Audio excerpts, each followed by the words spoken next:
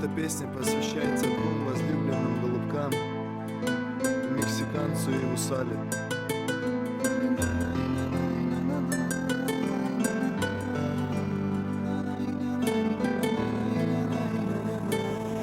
Ben seviyorum seni, bana bir sen lazımsın. Yollar yordu beni, seviyorum seni.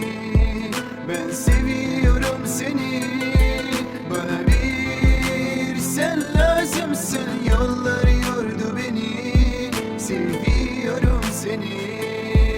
Он все еще любит тебя, не забудет тебя никогда. Хочет шанса от тебя, ты ему одна нужна. Смысл жизни без тебя, года 3 назад встретил тебя. Изменилась жизнь моя, я полюбил тебя. Ждать не устал.